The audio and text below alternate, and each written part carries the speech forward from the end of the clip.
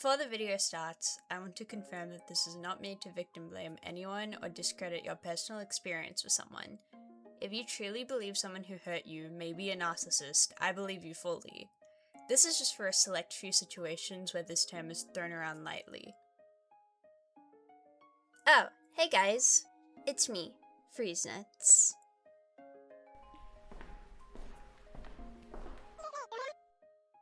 Wait, what was that? This is the second channel? Why didn't you tell me this before? Much better.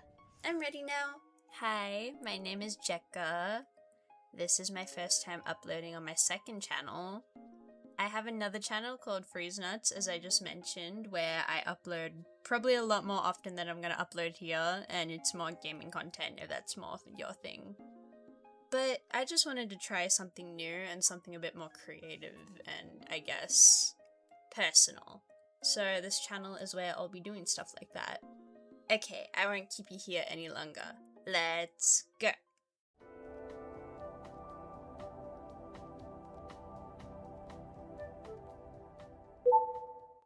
Not everyone you don't like is a narcissist. I know for a fact that I'm not the only person to notice this, but there's been an increase in people overusing the term narcissist to describe people who may have hurt them. Please keep in mind, I am not a professional. I have not studied psychology officially, and the only experience I have is living through it. I am an almost 19-year-old girl with zero formal qualifications. Please take everything I say with a grain of salt and do your own research or consult with a professional if you feel the need to. Feel free to let me know if I get anything wrong or miss anything. I'm always open to constructive criticism. Now that we have that out of the way, I want to explain what this disorder actually entails.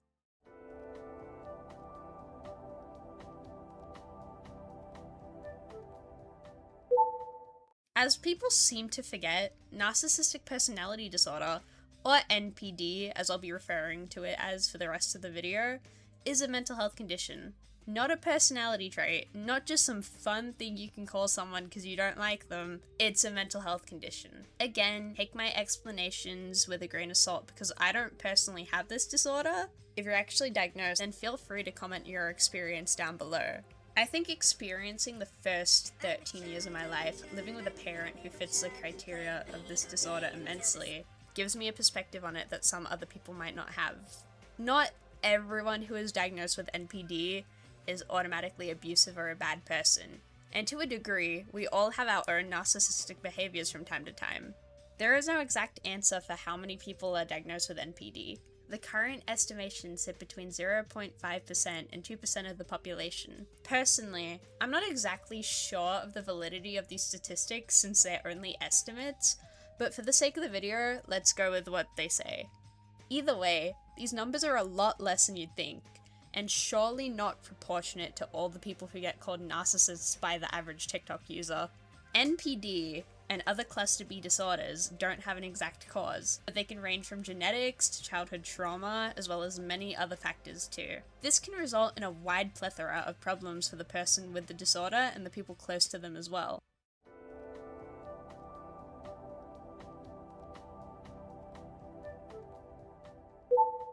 These are the symptoms of NPD that are included in the DSM-5.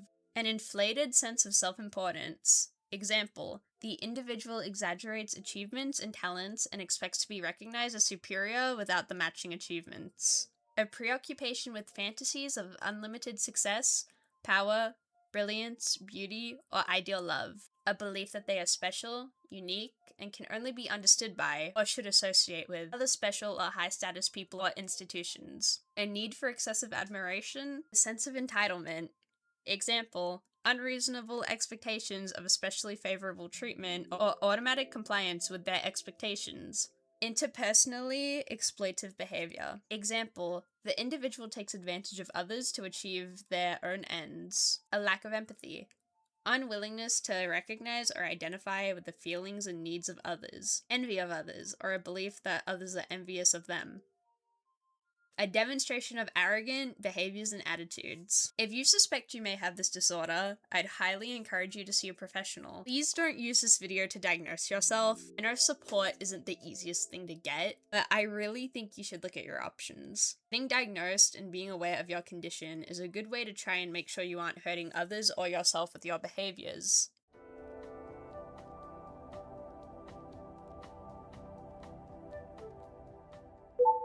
Moving on, I now want to go over what abuse usually looks like from someone who has NPD. I unfortunately have a very clear idea of what this looks like, experiencing it myself growing up.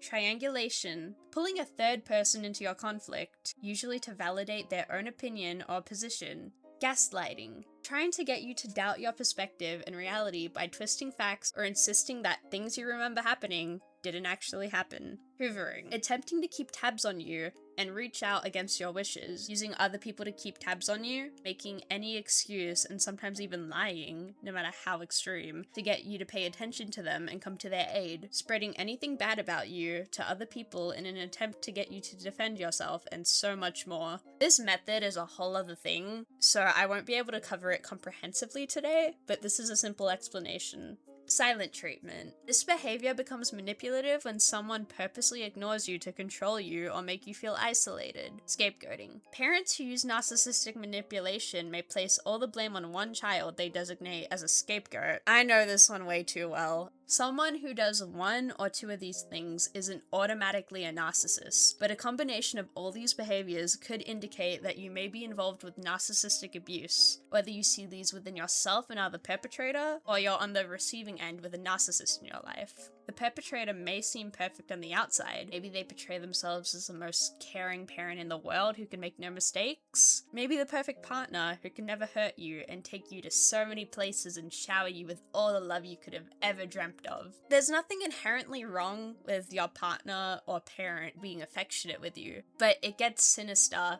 and can be an indication of this abuse if it goes away and they start only doing this stuff to try and win you back after they've hurt you.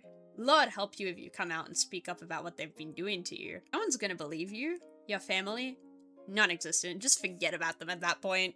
You'll be completely shunned and then pursued with messages 6 years later asking why you can't just move on. It will take ages to shake the guilt of literally just being alive. You may develop your own mental health issues as well, especially if you grow up with one of these people. These are some of my personal experiences with abuse like this. I'm not sharing this for sympathy or anything, but I just wanted to provide some examples. Obviously, there's wildly different ways that people can experience this abuse, but those are just some examples that I've taken from my own life.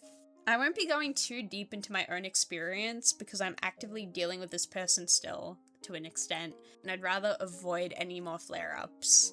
And in general, it's just a heavy topic, and I've only just started my journey of healing. But the point is, I know the impact firsthand of growing up with a household member who fits all of this criteria. I apologize for all the yapping, but I'll finally get on to talking about my issue with how people talk about NPD. I think it was important for me to include all that, so we can all be on the same page about having a basic understanding of NPD, and by extension, narcissistic abuse.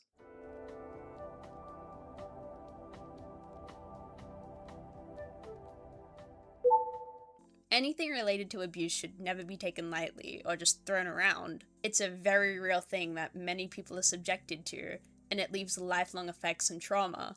So, my issue comes in when, for example, maybe you and your friend had an argument that ended the friendship. You both may have done some stuff that was not the most mature. Maybe you hurt each other and that resulted in you guys despising each other. Maybe one of you is a shitty person. Maybe both of you are. Maybe none of you even. Either way, if you go straight to referring to them as a narcissist and don't even bother to ask yourself whether you see a match in symptoms or if they just hurt you, that's a problem. I mean, hey, you watch some TikToks on your For You page made by someone with 0 qualifications in psychology, right? You know all there is to know about this disorder and these types of people. You feel qualified and like you have the right to armchair diagnose someone.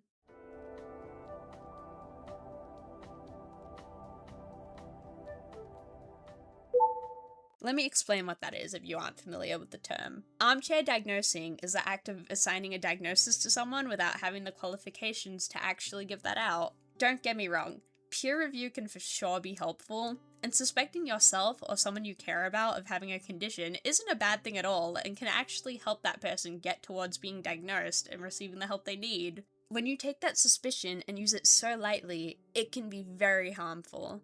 There is a lot of harm that comes from armchair diagnosing. It can cause more stigma to mental health conditions and disabilities by generalizing and demonizing these people, making fewer and fewer people feel comfortable seeking help and unlearning these toxic behaviors that might come with these disorders. And that will result in a lot more abuse, suicides, and lower quality of life for themselves and everyone around them. On the other side of that, it can also cause these issues to be watered down and reduced to a personality trait. For example, as an autistic person, I see people claiming to be autistic when they have a slight interest in something, referring to it as a special interest. These are the same people who socially isolate and target people on the spectrum with less acceptable traits, or if they have higher support needs. This is just one example of how watering down disorders and using it as a personality trait can be harmful for people who are actually diagnosed with the disorder. With NPD, this can result in using the condition as a scapegoat, maybe believing someone can't change or be held accountable since you think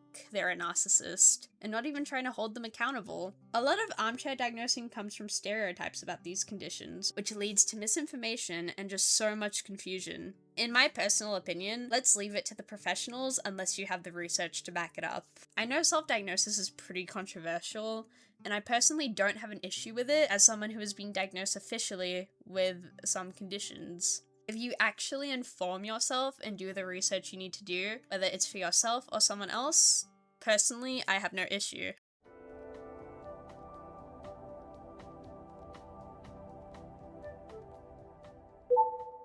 In conclusion, let's start talking about mental health more in depth and with a bit more care. Misinformation doesn't help anyone. Someone isn't a narcissist just for disagreeing with you. Someone isn't a narcissist because they insulted you a few times. Someone is not a narcissist because they did something that hurt you. There are many other conditions it could be a result of, and sometimes none at all. Some people are just dicks. I hope this video essay helped you become more aware of the terms you use to refer to people. This is my first video on my second channel. I probably won't do that many video essays because I'm a bit more interested in trying to get into vlogs, I think, but we'll see. But if I have something important to talk about, I'll do it here. I'll see you guys later. Thank you for sticking through the whole video. Bye!